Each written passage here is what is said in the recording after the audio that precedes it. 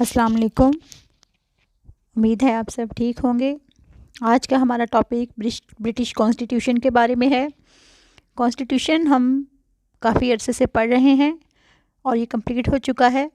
आज का जो टॉपिक है वो ओवरऑल ब्रिटिश कॉन्स्टिट्यूशन है, जिसमें हम पूरे ब्रिटिश कॉन्स्टिट्यूशन को ओवरव्यू करेंगे और उसके जो मेन चीज़ें हैं वो मैं आपको दोबारा से उसको करवाऊंगी, ताकि आप लोगों के जहन में अगर कोई मिसकंसेप्शन है, अगर कोई प्रॉब्लम है तो वो ठीक हो जाए। जब हम ओवरव्यू करेंगे तो इसमें जो मेन चीज़ें हैं, जो मेन जितने भी इसकी फंक्शंस हैं, जितने भी इसके मेन इंस्टीट्यूशंस हैं, उन सबको हम डिस्कस करेंगे और बहुत एक्यूरेटली डिस्कस करेंगे। सबसे पहले अगर हम बात करें ब्रिटिश कॉन्स्टिट्यूशन की, तो इसके सेलिएंट फीचर्स आते हैं कि ब्रिटिश कॉन्स्टिट्यूशन के आखिर सेलिएंट फीचर्स या नुमाया खसूसियात क्या क्या हैं। आप इसको बहुत डिटेल में पढ़ चुके हैं कि ये अनरिटन है, ये रिटन नहीं है। ये चूँकि ये अनरिटन है तो इसलिए ये बहुत ज़्यादा फ्लेक्सिबल है। इसमें पार्लियामेंट्री सिस्टम है, यूनिटरी फॉर्म ऑफ गवर्नमेंट है, बेसिक फंडामेंटल राइट्स अवाम के जो हैं उनका प्रिजर्व किया गया है, अदलिया को उनके हकूक़ की मुहाफ़ज़त का ज़िम्मेदार ठहराया गया है। चूँकि अनरिटन है तो इसलिए रवायात पर मबनी है। कुछ हिस्से इसके तहरीरी शक्ल में भी मौजूद हैं और इसको तरमीम करना बेहद आसान है। पार्लियामेंट के हाजिर अरकान की 2/3 अक्सरियत इसमें आसानी से तरमीम कर सकती है। सुपरमेसी ऑफ पार्लियामेंट है, यानी कि पार्लियामेंट के पास इक़्तिदार आला है। कानून की हकमियत वहाँ पे पाई जाती है। कानून की हकमियत को भी हम बड़ी तफसील से डिस्कस कर चुके हैं। उसके बाद वहाँ पे कंजर्वेटिवनेस है। वहाँ के जो लोग हैं वो क़दामत परस्त हैं, वो पुरानी चीज़ों को पसंद करते हैं। उसके बाद वो जो है ट्रेडिशंस और कॉमन लॉ जो है उसको वहाँ की अदालतें भी तस्लीम करती हैं और उसको वहाँ के लोग भी उन पर एहतराम करते हैं। वहाँ पे डिफरेंस है थ्योरी में और प्रैक्टिस में कि थ्योरी में पार्लियामेंट की सुपरमेसी है, लेकिन हकीकत में वहाँ पे वज़ीर आज़म और काबीना तमाम अमूर पर छाए हुए हैं। कैसे कि ज़ाहिर है उनकी पार्टी को अक्सरियत हासिल होती है तो वो जो चाहते हैं वो करते हैं। पार्लियामेंट्री फॉर्म ऑफ गवर्नमेंट है और आइनी बादशाहत है। आइनी बादशाहत का आपको पता है कि बादशाह के पास कोई इख्तियार नहीं है, हकीकतन सारे इख्तियार वज़ीर आज़म और उसकी काबीना के पास है। वही बाकी लोगों को सिलेक्ट करती हैं। पार्लियामेंट में उनकी सुपरमेसी है और वो जो कानून चाहते हैं वो पास करवा लेते हैं। ये इसके कुछ मेन फीचर्स हैं ब्रिटिश कॉन्स्टिट्यूशन के, और इसकी एवोल्यूशनरी नेचर है। इसका बाकायदा इर्तिका हुआ है, इसे किसी ने नहीं बनाया है। जब हम इसके ऑर्गेनाइजेशन की बात करते हैं तो 3 मेन ऑर्गन हैं गवर्नमेंट के, all of you know, executive, legislature और जुडिशरी। लेजिस्लेचर वहाँ पे कौन है? पार्लियामेंट है, जिसके 2 हाउसेज हैं, हाउस ऑफ लॉर्ड और हाउस ऑफ कॉमन।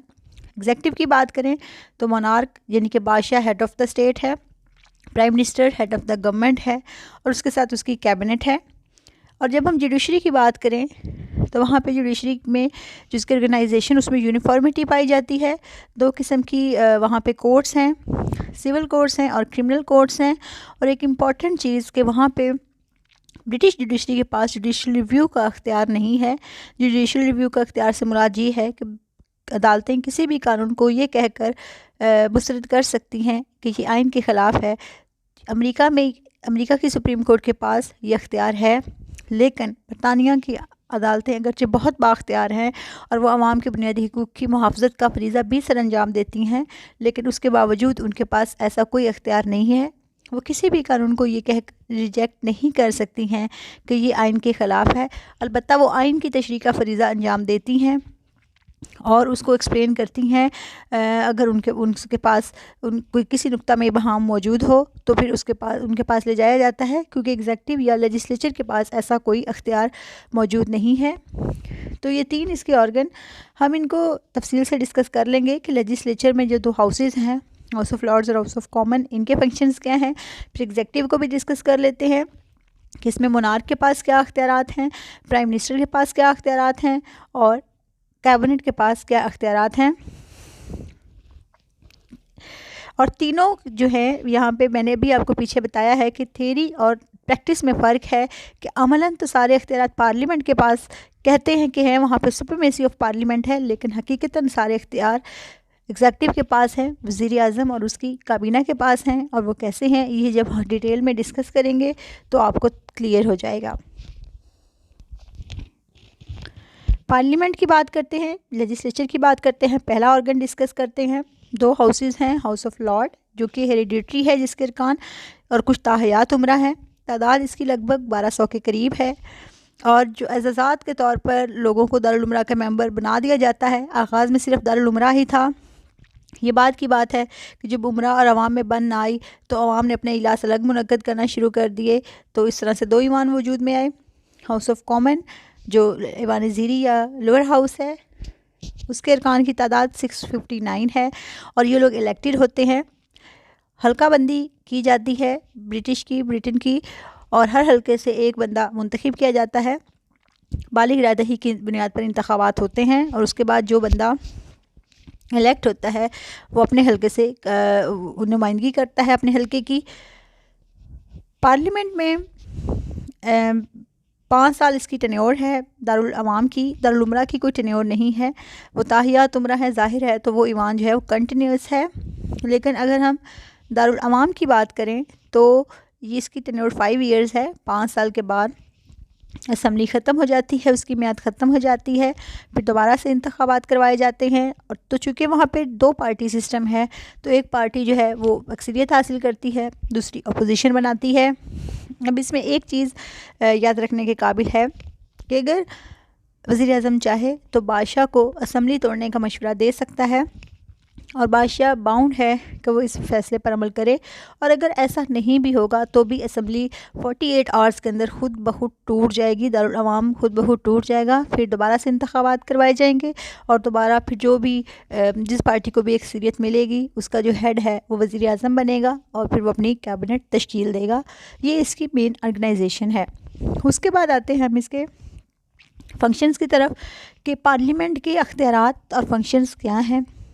ज़ाहिर है ये लेजिस्लेचर है तो लेजिस्लेचर का बेसिक काम लेजिस्लेशन होता है, कानून साजी करती है। दोनों ईवान मिलकर कानून साजी करते हैं। लेकिन हाउस ऑफ लॉर्ड्स के पास कम अख्तियारात हैं, हाउस ऑफ कॉमन के पास सारे अख्तियारात हैं। बिल पहले हाउस ऑफ कॉमन में आता है, वहाँ पे उसका इंट्रोडक्शन करवाया जाता है। उसके बाद उसकी फ़र्स्ट रीडिंग होती है जिसमें उसका मेन थोड़ा बहुत तारुफ होता है। फिर सेकंड रीडिंग होती है जिसमें उस पर खुलकर बहस होती है।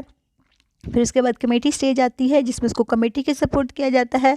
फिर थर्ड स्टेज आती है जिसमें बिल्कुल माइनर सी बहस होती है और फिर उसके बाद वो मसवदा दूसरे ईवान में जाता है। जब दूसरे ईवान में वो मसवदा पास होता है तो फिर वो बादशाह के पास जाता है और बादशाह उसको रिजेक्ट नहीं करता, उसको अप्रूव कर देता है, उसकी तौसीक कर देता है।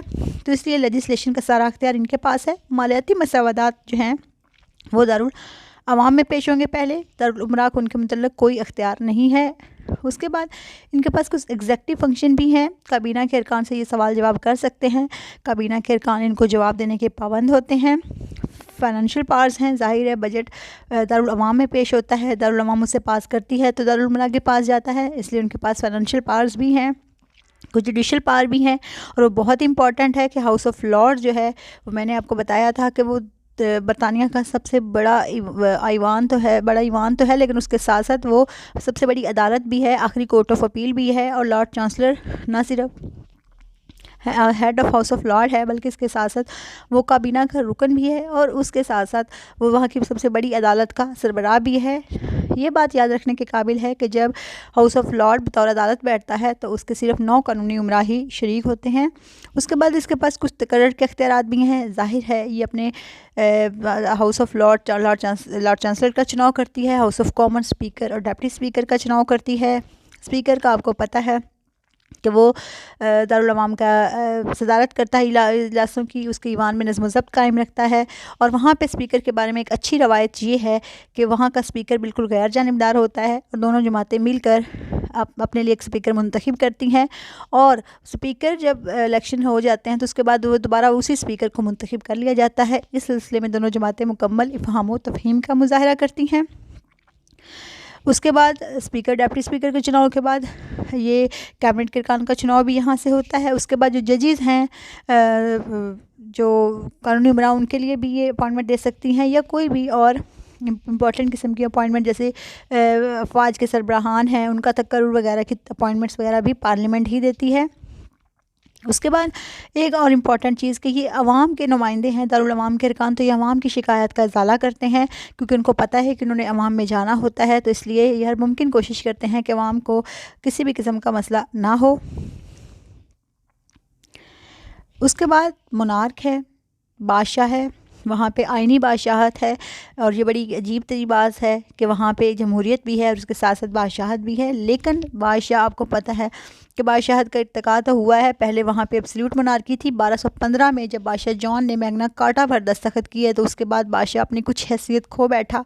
और उसके बाद फिर वक्तन फ़वक्तन इसमें बीच में क्रॉमवेल ने कोशिश की थी कि उसने फ़ौजी हुकूमत कायम की, शख्सी हुकूमत कायम की।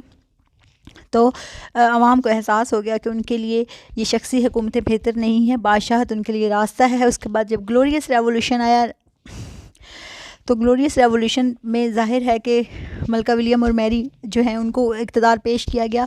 और उसके बाद जिन्हें हेनेवर ख़ानदान बरसर इक़्तिदार आया, जॉर्ज अव्वल, जॉर्ज दोम, जॉर्ज सोम। तो ये लोग चूँकि अंग्रेज़ी नहीं जानते थे तो इसलिए ये काबीना के इजलासों में नहीं आते थे। तो वहाँ से जो है ये रवायत पड़ी कि बादशाह जो है वो काबीना के इजलासों में नहीं आएगा और उन्होंने अपनी आइनी हैसियत को तस्लीम कर लिया। इसके पास इतने पावर्स एंड फंक्शंस नहीं हैं। कहा जाता है the king rain but does not rule, यानी कि बादशाह हुकूमत करता है मगर वो हुकूमत नहीं करता। वो किसी भी चीज़ पर तो हर चीज़ उसके दस्तखत से अप्रूव होती है, लेकिन वो किसी भी चीज़ को इनकार नहीं कर सकता क्योंकि उसके पास ये अख्तियार नहीं है। वो आइनी तौर पर बादशाह है लेकिन उसे हकीकतन कोई अख्तियार नहीं है, ताकि जो वो तकरीर करता है वो भी उसकी अपनी लिखी हुई नहीं होती है।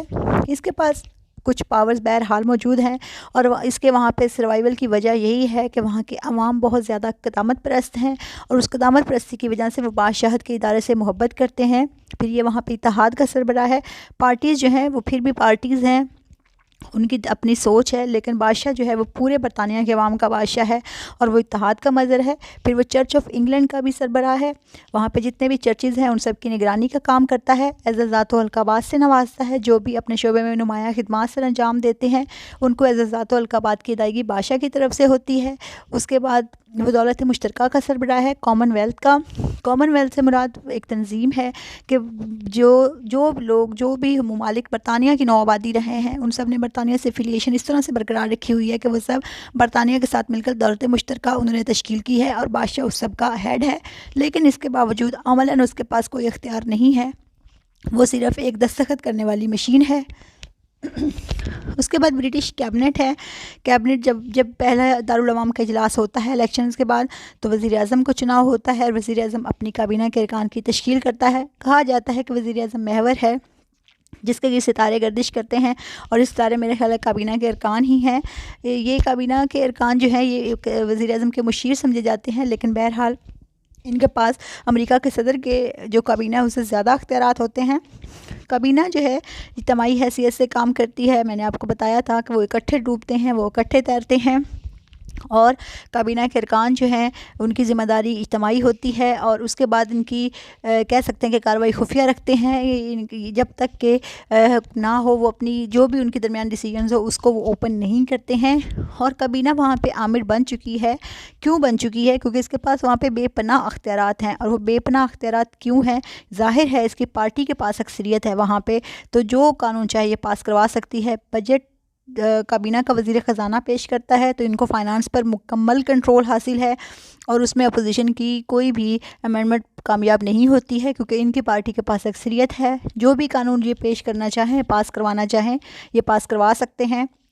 और वहाँ पे काबीना की आमरीत की यही वजह है कि वहाँ पे स्ट्रिक्ट पार्टी डिसिप्लिन है। कोई भी फ़र्द अपनी पार्टी को छोड़कर दूसरी पार्टी में नहीं जाता है। ऐसा करने वाले का सियासी मुस्तकबिल तारीख हो जाता है क्योंकि उसे कोई दूसरी पार्टी जो है वो एक्सेप्ट नहीं करती है। तो इसलिए स्ट्रिक्ट पार्टी डिसिप्लिन की वजह से अगर किसी जमात को एक वोट की भी बढ़तरी हो तो वो आखिर तक बरकरार रहती है और इस वजह से ये कोई भी शख्स अपनी पार्टी छोड़कर दूसरी पार्टी में नहीं जाता। तो इस तरह से काबीना जो है आमिर बन जाती है।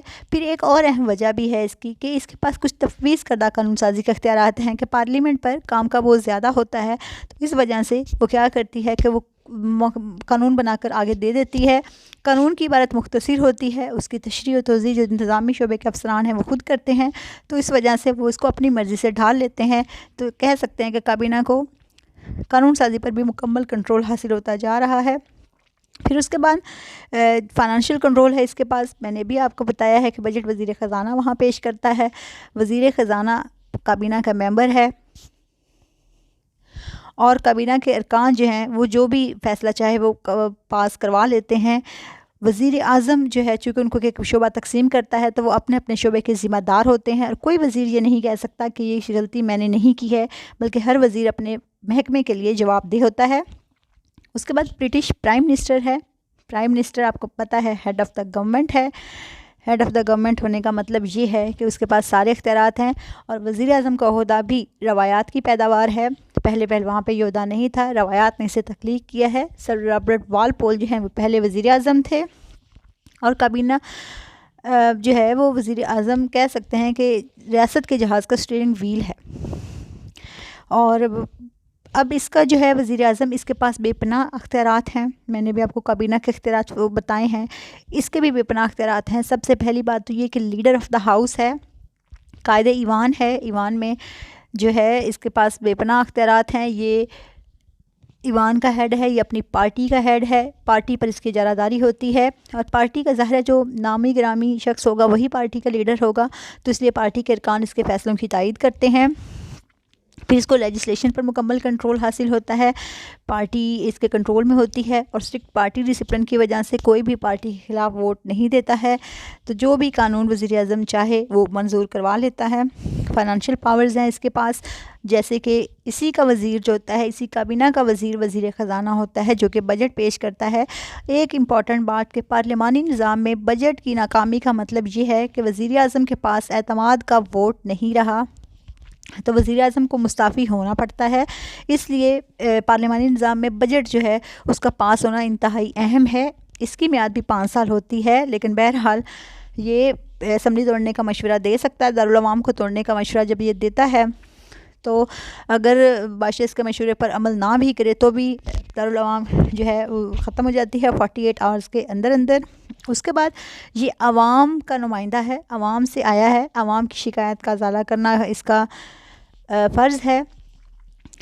उसके बाद ये इसके पास कुछ तकर्री के अख्तियारात हैं, जितने भी फ़ौज के आला उहदेदारान हैं या जो कोर्ट्स के जजेस वगैरह हैं उनके चुनाव के लिए ये बादशाह को मशवरा देता है। कैबिनेट के अरकान का चुनाव ये करता है और ये बादशाह इसको मशवरा दे सकता है, लेकिन वज़ीर आज़म के लिए ज़रूरी नहीं है कि वो ये मशवरा सुने, वो अपनी सोल मर्ज़ी भी कर सकता है। इस तरह से इसके पास बेपनाह पावर है और एग्जेक्टिव इंतज़ामी इख्तियारात तो इसके पास है ही हैं। ज़ाहिर है ये हेड ऑफ़ द गवर्नमेंट है, तो हेड ऑफ़ द गवर्नमेंट होने की हैसियत से इसके पास बेपनाह अख्तियारात हैं। ये उसके लिए काबीना बनाता है, काबीना के अरकान को एक शोबा तकसीम करता है, फिर हर वज़ीर अपने महकमे की कारकर्दगी का ज़िम्मेदार होता है। ये वज़रा जो हैं ये पार्लियामेंट के सामने भी जवाबदेह होते हैं, आवाम के सामने भी जवाबदेह होते हैं और वज़ीर आज़म ने चूँकि फिर 5 साल के बाद जाना होता है आवाम में और वोट लेना होता है, तो इसलिए ये लोग कोशिश करते हैं कि आवाम के साथ रब्ता रखा जाए। पार्लिमानी रवायत वहाँ पे बहुत ज़्यादा मजबूत हैं और अगर कोई पार्टी अक्सरियत नहीं हासिल कर पाती है तो वो अपोजिशन में बैठती है और अपोजिशन के लीडर की हैसियत से भी उसके बेपनाह फ़राइज़ होते हैं।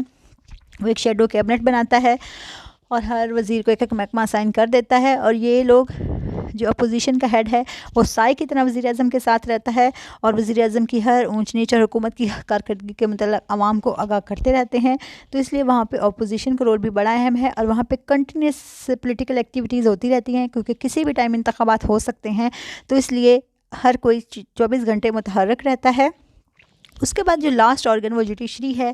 तो जुडिशरी की अगर हम बात करें तो वहाँ पे जो कवानीन हैं उनमें यकसानियत है। इंग्लिस्तान में स्कॉटलैंड और वेल्स के कवानीन में यकसानियत है। आयरलैंड और शुमाली आयरलैंड के कवानीन थोड़े से डिफरेंट हैं, लेकिन बहरहाल इनमें भी अब यूनिफॉर्मिटी पैदा कर दी गई है।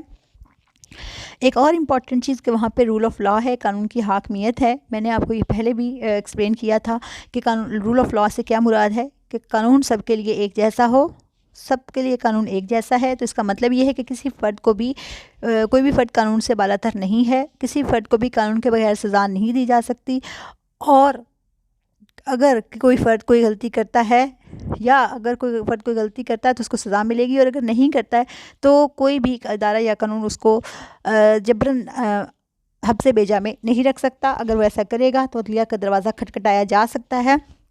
अदलिया उस मुतासरा शख्स को वागज़ार करवाती है। 2 टाइप्स हैं यहाँ पे, कोर्ट्स की, सिविल कोर्ट्स हैं और क्रिमिनल कोर्ट्स हैं।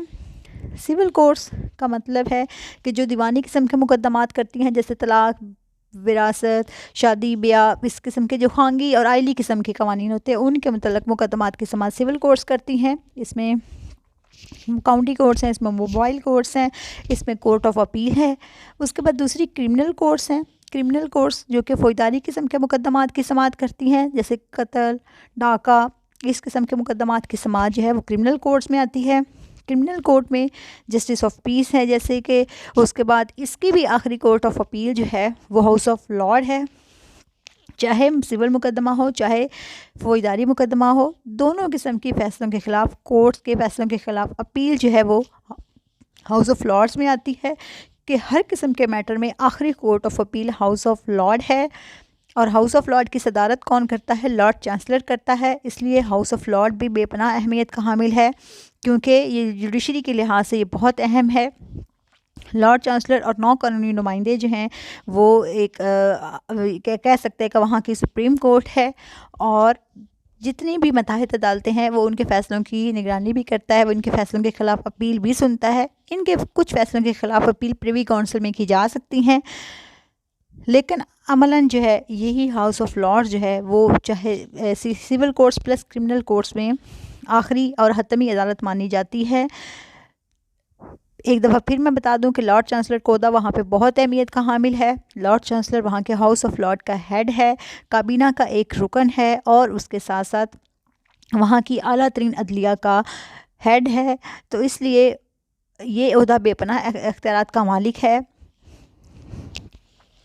जितने भी वहाँ पे मुकदमात आते हैं, जो भी वहाँ पे अदलिया की ऑर्गेनाइजेशन है, इसमें एक चीज़ बहुत अहम है कि वहाँ पे अदलिया के पास जुडिशल रिव्यू का अख्तियार नहीं है, यानी अदालती नज़रसानी का अख्तियार नहीं है। इसको मैं पहले एक्सप्लेन कर चुकी हूँ कि अदालती नज़रसानी से क्या मुराद है। उसके बाद पॉलिटिकल पार्टीज़ हैं, तीनों ऑर्गन्स ख़त्म हो गए हैं।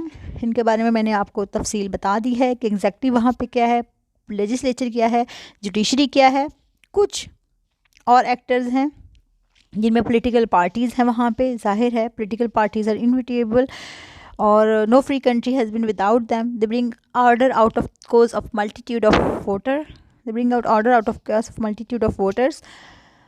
तो एक इम्पॉर्टेंट चीज़ जो कि याद रखने के काबिल है, और मेरा ख्याल है आपको याद होगी, कि वहाँ पे 2 पार्टी सिस्टम है। वहाँ पे जो सियासी जमातें हैं ये भी कह सकते हैं कि रवायात की वजह से वजूद में आई हैं। आगाज़ में विग और राउंड हेड्स और कविलियर्स थे, फिर वेहिग और टोरी थे, और फिर उसके बाद कंजर्वेटिव और लिबरल थे, और फिर कंजर्वेटिव और लेबर पार्टी इस वक्त मौजूद हैं। तो वहाँ पे हमेशा से 2 पार्टी सिस्टम रहा है, और इन दोनों जो पार्टीज़ हैं इनके ख्यालात में, नज़रियात में बहुत ज़्यादा डिफरेंसेस पाया जाता है। कंजर्वेटिव जो है वो पुराने ख्यालात और नज़रियात की हामी है, लिबरल जो है वो बैन नज़रियात रखती है, और लेबर पार्टी जो है वो मुख्तलिफ़ अंजुमनों और एसोसिएशंस का मजमूआ है। ये मज़दूर तबके की नुमाइंदा है, लिहाज से ट्रेड यूनियंस की हमायत करती है, इश्तराकी नज़रियात की हमायत करती है, और जिद्दत पसंदाना सोच की हामिल है। अब जो है यहाँ पे पार्टी जो है उनके जो भी पार्टी पॉलिटिकल पार्टीज़ हैं इनमें कुछ खसूसियात हैं। सबसे अहम खसूसियत तो ये है कि यहाँ पे पार्टी डिसिप्लिन बहुत स्ट्रिक्ट है। यहाँ पे हॉर्स ट्रेडिंग का कोई कॉन्सेप्ट नहीं है। मतलब ये कि कोई भी शख्स अपनी पार्टी को छोड़कर दूसरे पार्टी में नहीं जाता। वहाँ पे उनके नज़रियात इतने फ़र्क हैं कि ये सोचा भी नहीं जा सकता कि कोई जो शख्स है वो एक पार्टी से में है और दूसरे दिन वो दूसरी पार्टी में शामिल हो जाएगा। ऐसे करने वाले का सियासी मुस्तकबिल तारीख हो जाता है, और उस कह सकते हैं कि वो जो शख्स है उसको पार्टी से निकाल दिया जाता है और अगली पार्टी भी उसको एक्सेप्ट नहीं करती है। उसके बाद एक और अहम चीज़ लोकल सेल्फ गवर्नमेंट, यानी कि हुकूमत खुद इख्तियारी का निज़ाम है। वहाँ पे ज़ाहिर है वहाँ पे यूनिटरी फॉर्म ऑफ गवर्नमेंट है, तो वहदानी निज़ाम की वजह से सेंट्रलाइज्ड गवर्नमेंट है। तो इसके लिए वहाँ पे मकामी हुकूमत खुद इख्तियारी के इदारे कायम हैं ताकि अख्तियारात को निचली सतह तक मुंतकिल किया जाए और मकामी सतह के जो अमूर हैं उनको निचली सतह पर ही हल कर लिया जाए। और ये जो सिस्टम है ये वहाँ पर बड़ी कामयाबी से चलाया जा रहा है।